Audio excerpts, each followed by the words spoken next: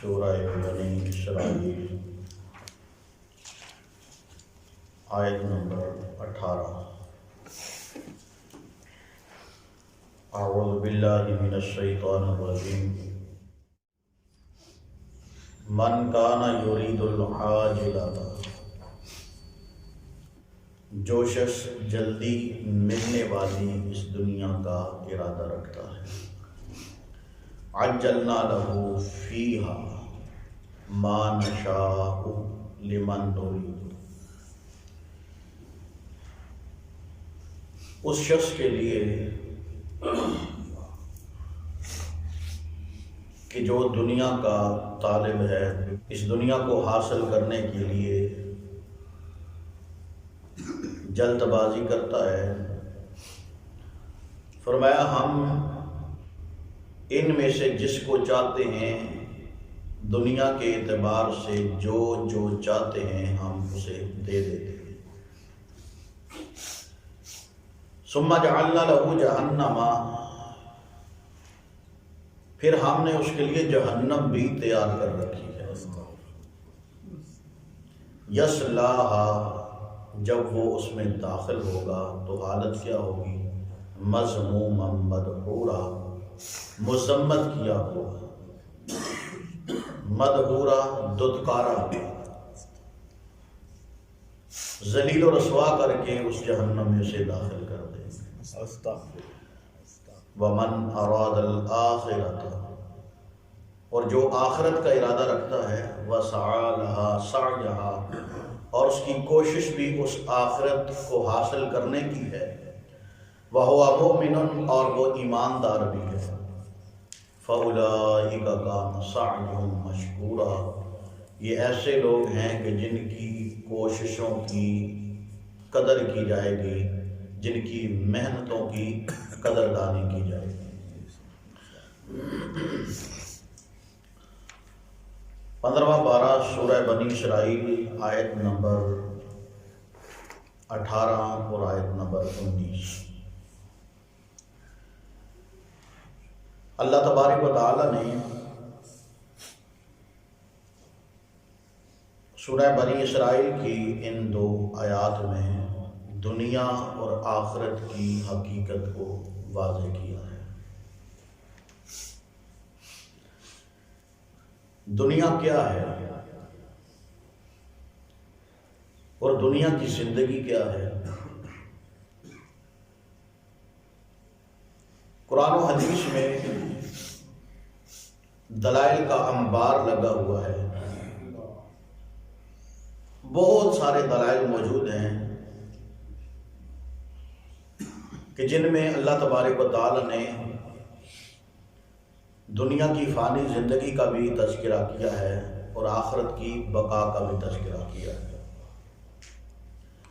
حالانکہ یہ دنیا اور دنیا کی زندگی جس کے پیچھے میرے آپ سمیت تقریباً ہر انسان کی دوڑیں لگی ہوئی ہیں، اور یہی دنیا کے پیچھے دوڑنے کی وجہ سے ہمارے اندر موت کے بعد جو مرنے کے مراحل ہیں ان کی فکر ہمارے ذہنوں سے تقریباً نکل چکی ہے۔ ایک شخص کا ذہن جو یہ ہوا کہ بھائی زندگی دنیا کی ہے، موت کیا ہے، آخرت کیا ہے، قبر کیا ہے، حشر کیا ہے، جنت جہنم کیا ہے، اس کا تصور ہی نہیں۔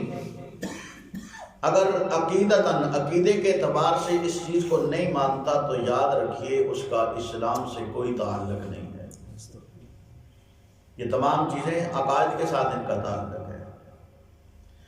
اگر ایک شخص مانتا ہے، اس کے عقیدے میں یہ بات شامل ہے، لیکن عملی میدان کے اندر اس کی سستی ہے، اس دنیا میں رہتے ہوئے اپنی موت کی فکر نہیں کرتا، قبر کی تیاری نہیں کرتا، حشر کی تیاری نہیں کرتا، جہنم سے بچنے کی تغو نہیں کرتا، جنت میں داخل ہونے کی جرت جسارت یا تغو محنت نہیں کرتا، تو یاد رکھیے یہ شخص بھی اللہ کے ہاں دھتکارا ہوا شخص ہے، اور اس شخص کے ساتھ اللہ تبارک و تعالیٰ نے جو آخرت میں سلوک کرنا ہے، انسان روئے گا، پیٹے گا، بلبلائے گا، چیخیں مارے گا، آنسو بہائے گا، فریادیں کر کے کفِ افسوس ملے گا، لیکن کچھ بھی اس کے ہاتھ نہیں لگے گا سوائے ذلت کے۔ تو اللہ تبارک و تعالیٰ نے اس دنیا کے اندر رہتے ہوئے ہماری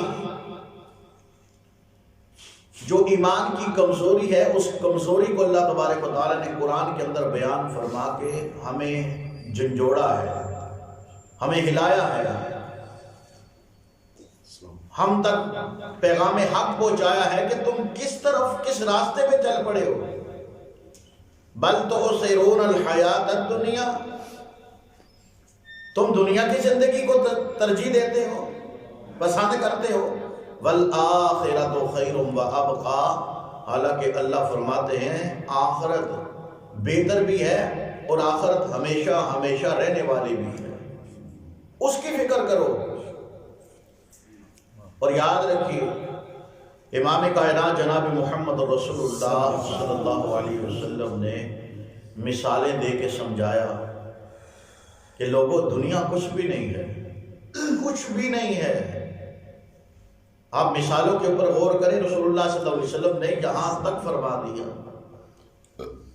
فرمایا کہ لو کانت الدنیا تعدل عند اللہ مثل جناح بعوضۃ ما سقى اللہ کافرا شربۃ ماء۔ رسول اللہ صلی اللہ علیہ وسلم نے فرمایا کہ اگر اللہ کے ہاں اس دنیا کی اہمیت، حیثیت، اوقات، مقام ایک مچھر کے پر جتنے بھی ہوتی تو رسول اللہ صلی اللہ علیہ وسلم نے فرمایا ما سقى اللہ کافرا شربۃ ماء، کہ اللہ کسی کافر کو اس دنیا کا پانی، اس پانی کا ایک گھونٹ بھی نصیب نہ کرتے۔ نہیں ہے اللہ کے ہاں اس کی اہمیت۔ اور ایک دفعہ نا صحابہ فرماتے رسول اللہ صلی اللہ علیہ وسلم کے ساتھ ہم جا رہے تھے، راستے میں ایک سائڈ پہ ایک بکری کا مردہ بچہ پڑا ہوا تھا۔ نبی علیہ الصلوۃ والسلام کھڑے ہو گئے اب صحابہ کو سمجھانے کی خاطر، یہ دنیا ہے کیا؟ مردہ بچہ تھا، صحابہ فرماتے ہیں ہے بھی کانوں سے، کان کٹے ہوئے تھے، ناقص الخلقت تھا بھی مردہ۔ تو رسول اللہ صلی اللہ علیہ وسلم نے پوچھا کہ تم میں سے کوئی ایک اس وقت مردہ بچے کا خریدار ہو، خریدنا چاہیں؟ تو صحابہ کرام نے عرض کہ اللہ کے نبی کون خریدے گا، ہے بھی مردہ، اگر زندہ بھی ہوتا پھر بھی اس کے اندر عیب ہے، ہم میں سے کوئی تیار نہیں تھا۔ دوسرے لفظوں میں یوں سمجھی کہ صحابہ نے عرض کہ اللہ کے نبی اتنا فوت ہے، اگر زندہ بھی ہوندا تو کوئی فری بھی دینا تو اسی وہ لین واسطے تیار نہیں سا، کیونکہ یہ اندر عیب ہی ہے، نقص ہے، عیب ہے، فالٹ ہے۔ تو رسول اللہ صلی اللہ علیہ وسلم نے فرمایا میرے صحابہ جس طرح تمہارے نزدیک بکری کے اس مردہ بچے کی کوئی اہمیت حیثیت نہیں ہے، اگر تمہیں فری بھی ملے پھر بھی تم نے نہیں لینا، تو اللہ کے ہاں اسی طرح آخرت کے مقابلے میں دنیا کی کوئی اہمیت نہیں ہے۔ اور ایک دفعہ رسول اللہ صلی اللہ علیہ وسلم نے مثال دے کے سمجھایا، فرمایا ایک شخص بیٹھا ہو سمندر کے کنارے پہ، آپ تخیل کی دنیا میں جا کے اس مثال کو سمجھیں کہ سمندر کتنا بڑا سمندر ہوتا ہے اور پانی کتنا ہوتا ہے، اس میں کتنا بڑا پانی، کتنا زیادہ پانی، اس کی گہرائی، اس کی لمبائی، چوڑائی۔ فرمایا کہ سمندر کے کنارے بیٹھا شخص اپنی ہاتھ کی انگلی کو سمندر کے اندر ڈبو کے جب باہر نکالتا ہے، فرمایا ہاتھ کی انگلی کے ساتھ جو پانی کا آخری قطرہ باقی رہ جاتا ہے، فرمایا رسول اللہ صلی اللہ علیہ وسلم نے یہ دنیا ہے اور باقی سارے کا سارا سمندر آخرت ہے۔ کتنی آسان مثالیں ہیں، ایک بچے کو سمجھایا جائے وہ بھی سمجھ سکتا ہے، چاہے اس کے کہ آج کا نوجوان نہ سمجھے، آج کا بزرگ نہ سمجھے اور پھر آنکھیں بند کر کے اس دنیا کے پیچھے دوڑ لگا دے کہ جس دنیا نے کبھی کسی انسان کے قابو میں نہیں آنا۔ بڑے بڑے سرمایہ دار بھی آپ نے جنازے اٹھائے ہیں، دیکھے ہیں، بڑے بڑے سرمایہ دار، کروڑ پتی، ارب پتی، کاروں جیپوں کے مالک، کوٹھیوں مربوں کے مالک، جن کے پاس بینک بیلنس، ہر چیز دنیا کی، لیکن کیا جب دنیا سے گئے تو خالی آ گئے، کیا چیز لے کے گئے؟ کفن تھا اس کے ساتھ بھی جیبیں نہیں تھی۔ اس لیے فکر اور فکر، آخرت کی فکر، موت کی فکر۔ رسول اللہ صلی اللہ علیہ وسلم نے جب صحابہ کرام کو آخرت کی فکر دلائی تو صحابہ کرام کی چیخیں نکل گئیں، بلبلا اٹھے، رونے لگے، ایک مرتبہ نہیں بار بار روئے، اور صحابہ کرام اس قدر فکر مند ہوئے کہ کوئی کہنے لگا کاش میں دنیا پہ پیدا ہی نہ ہوتا، کوئی صحابی کہتا ہے کاش میں درخت ہوتا، مجھے کاٹ دیا جاتا، میرا نظام دنیا میں ہی ختم ہو جاتا، کوئی کہتا ہے کاش میں پرندہ ہوتا، کوئی کہتا ہے کاش میں ایک تنکا ہوتا۔ یعنی یہ صحابہ کرام کی سوچیں تھی، کس وجہ سے کہ آخرت میں کیا جواب دیں گے، قبر میں کیا ہوگا، حشر میں کیا ہوگا، اللہ کے سامنے کیسے کھڑے ہو کے جواب دیں گے۔ ان کی فکر یہ، ہماری فکر اے جہاں بٹھا دے اگلا کے جیسا، کر لو جو یہاں پہ کرنا ہے، موج مستی کر لو، آگے جب موت آئے گی دیکھا جائے گا، قبر میں جائیں گے دیکھا جائے گا، حشر میں جائیں گے دیکھا جائے گا۔ بھائی کیا دیکھا جائے گا؟ جب ملک الموت سرانے پہ آ کے ایک فرشتوں کی قطار زمین سے آسمان تک عجیب قسم کی ڈرونی شکلوں والے فرشتے جب آنکھوں کے سامنے کھڑے ہو جائیں گے اور انسان آنکھیں پھاڑ پھاڑ کے ان کو دیکھ رہا ہوگا اور ہلنے کی جرت جسارت نہیں ہوگی، جسم کے اندر سکت باقی نہیں ہوگی، کسی کو بات کر کے بتا بھی نہیں سکے گا، اس وقت ملک الموت آ کے جب انسان کے جسم سے روح باہر نکالے گا پھر کیا ہوگا، کیا دیکھا جائے گا؟ اس لیے آخرت کی فکر۔ اللہ تبارک و تعالیٰ نے کیا فرمایا سورۃ الحدید میں؟ اللہ پاک نے ان آیتوں کی یوں سمجھیے نے تفسیر سورہ حدید کے اندر بیان فرما دی۔ اللہ تبارک و تعالیٰ فرماتے اعلموا انما الحیات الدنیا لعب و لہو، یاد رکھو، جان لو کہ دنیا کی زندگی کھیل تماشا ہے، 4 دن کا میلہ ہے، انسان کی زندگی 4 دن، پھر واپس انسان کی زندگی کی شام ہو گئی، بس کھیل تماشے والا معاملہ ختم۔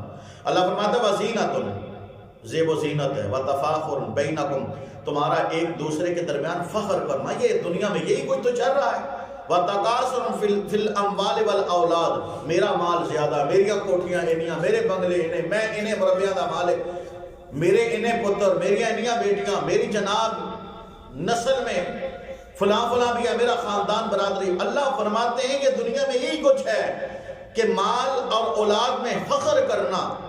فرمایا کمثل غیث، اس بارش کی مثال کی طرح ہے کہ جب وہ بارش نازل ہوتی ہے تو جب سبزہ پیدا ہوتا ہے، انگوری پیدا ہوتی ہے، فصل تیار ہوتی ہے، اعجب الکفار نباتہ، فرمایا کہ یہ کسان جو ہے اس کو اپنی فصل وہ پسند ہوتی ہے۔ یاد رکھیے یہاں پہ لفظ کفار استعمال ہوا ہے۔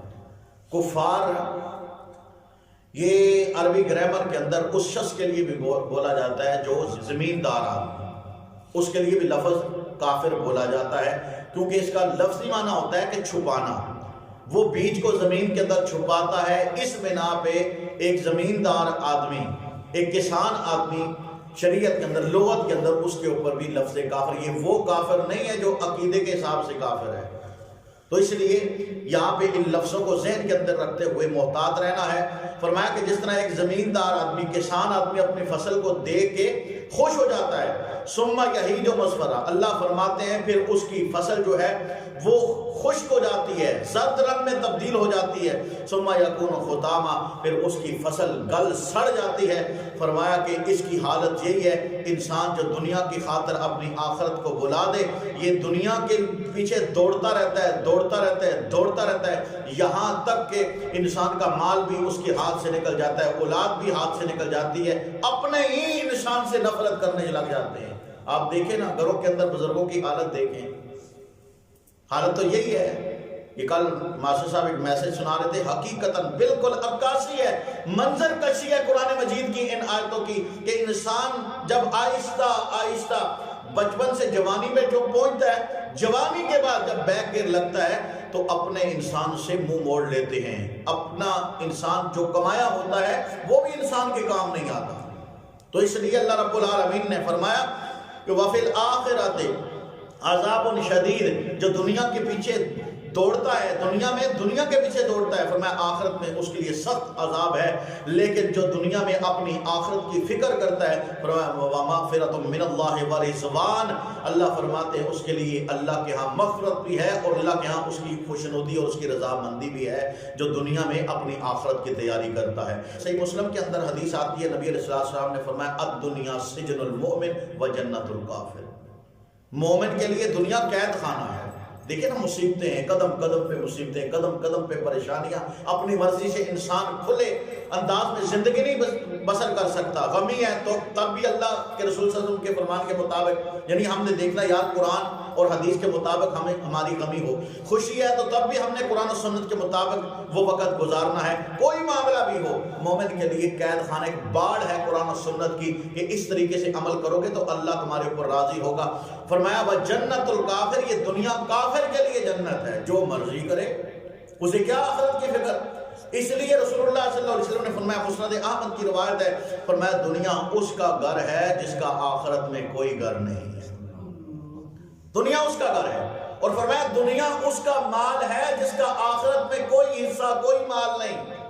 تو نبی علیہ السلام نے فرمایا پھر عقل تو خالی انسانی اس دنیا میں اپنی آخرت کو بلا کے دنیا کے پیچھے دوڑتے ہیں، وہ کوئی عقل مند نہیں ہے کہ جو دنیا کے پیچھے اپنی آخرت کو بلا دے۔ ہاں دنیا کو حاصل کرنا یہ منع بھی نہیں ہے، انسان اپنی ضروریات کے مطابق دنیا کو حاصل کر سکتا ہے، لیکن اصل نقصان کیا ہے کہ دنیا کی خاطر اپنی آخرت کو داؤ پہ لگا دینا، یہ نقصان ہے۔ اس لیے اللہ ہمیں اس نقصان سے محفوظ فرمائے۔ تو اللہ تبارک و تعالیٰ نے کیا فرمایا؟ سورہ بنی اسرائیل آیت نمبر 18 اور آیت نمبر 19 میں اللہ پاک نے اسی مسئلے کو واضح کیا ہے۔ فرمایا من کانا یرید العاجلۃ، جو عاجلہ یعنی کہ دنیا کا ارادہ رکھتا ہے۔ قرآن مجید میں ایک اور مقام پہ اللہ پاک نے فرمایا ان ہؤلاء یحبون العاجلہ، کافروں کی نسبت اللہ پاک نے فرمایا کہ یہ کافر لوگ یہ دنیا کو پسند کرتے ہیں۔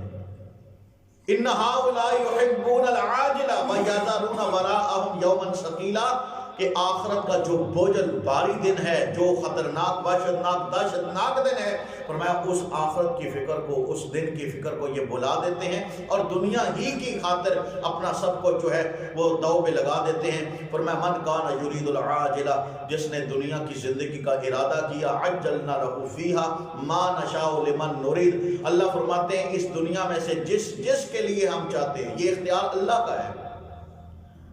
کئی ایسے دنیا مانگنے والے لیکن اللہ نہیں دیتا، لیکن کئی ایسے ہیں کہ جو چاہتے ہیں تو اللہ دے بھی دیتا ہے، کئی نہ چاہتے ان کو بھی اللہ آزمانے کے لیے دے دیتا ہے۔ یہ تقسیم اللہ کی ہے، اللہ جسے چاہے جو مرضی چاہے دے دے، لیکن اللہ سے ہمیشہ دعا گو رہنا چاہیے کہ اللہ دنیا یہ دار الامتحان ہے، یہ آخرت کی کھیتی ہے، جو یہاں پہ بیجو گے وہ وہاں پہ کاشت کرو گے کاٹو گے۔ اللہ اس دنیا میں رہتے ہوئے اللہ ہمیں اپنی آخرت کی تیاری کی توفیق نصیب فرمائے۔ یہ دنیا امتحان گاہ ہے، آج ہمارا پیپر ہے، آج ہمارا اگزام ہے، آج ہم امتحان گاہ کے اندر موجود ہیں۔ ہم جو یہاں پہ لکھیں گے، تحریر کریں گے، جو عمل کریں گے، کل قیامت والے دن ہمارے سامنے رزلٹ کارڈ موجود ہوگا، کاپیوں کی صورت میں، ایک کارڈ کی صورت میں، دفتر کی صورت میں، بڑے بڑے رجسٹروں کی صورت میں ہمارے سامنے ہمارا نامہ اعمال پیش کر دیا جائے گا۔ اللہ فرماتے ہیں دنیا بھی ہم جس کو چاہتے ہیں اپنی مرضی سے دیتے ہیں، ثم جعلنا لہ جہنم، لیکن یاد رکھو جس نے پھر دنیا ملنے کے بعد اپنی آخرت کو بلا دیا، فرمایا کہ ہم پھر اس کے لیے جہنم کو تیار کر دیتے ہیں۔ یصلاھا، وہ جہنم میں داخل ہوگا، حالت کیا ہوگی؟ چوڑے ہو کے داخل ہوں گے، فخر کے ساتھ داخل ہوں گے، سینہ باہر نکال کے داخل ہوں گے، سروں کو اوپر اٹھا کے داخل ہوں گے؟ فرمایا نہیں، اس وقت حالت کیا ہوگی؟ فرمایا مذموما مدحورا، ہمارے ذلت کے برا حال ہوگا ان کا۔ قرآن مجید میں اللہ پاک نے سورہ زمر میں فرمایا وَسِيقَ الَّذِينَ كَفَرُوا إِلَىٰ جَهَنَّمَ زُمَرًا، جب کافروں کو جرمٹ کی صورت میں جہنم کی طرف لے کے جایا جائے گا، حالت کیا ہوگی؟ اللہ رب العالمین فرماتے ہیں خُذُوهُ فَغُلُّوهُ، اس کو پکڑ لو اور اس کو جکڑ دو، ثُمَّ الْجَحِيمَ صَلُّوا، فرمایا کہ اس کو جہنم کے اندر داخل کر دیا جائے، ثُمَّ فِي سِلْسِلَةٍ ذَرْعُهَا 70 ذِرَاعًا، اللہ پاک فرماتے ہیں بڑی بڑی زنجیروں کے ساتھ اس کو باندھ دیا جائے، جکڑ دیا جائے، اور انسان ہل بھی نہیں سکے گا۔ کیا کرے گا انسان؟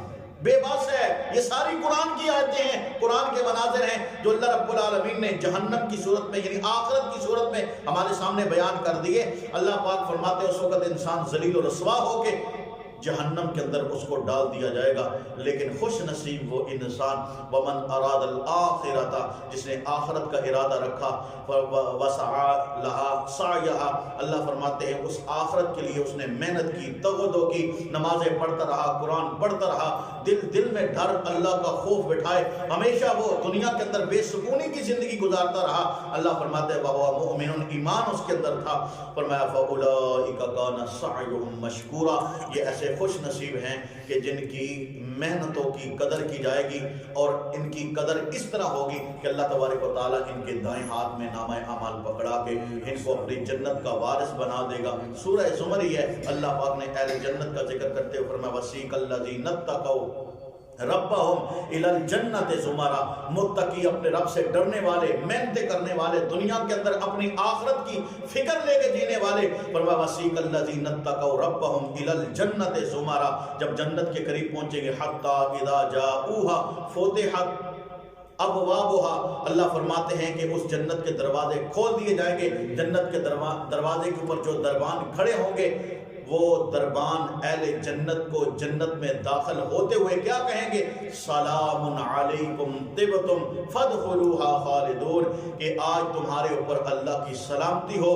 اس جنت کے اندر جو بھی جائے گا وہ ہمیشہ ہمیشہ اس جنت کا مالک ہوگا، اسے کبھی جنت سے باہر نہیں نکالا جائے گا. اللہ سے دعا ہے اللہ ہمیں ان خوش نصیب لوگوں میں شامل فرمائے. وآخر دعوانا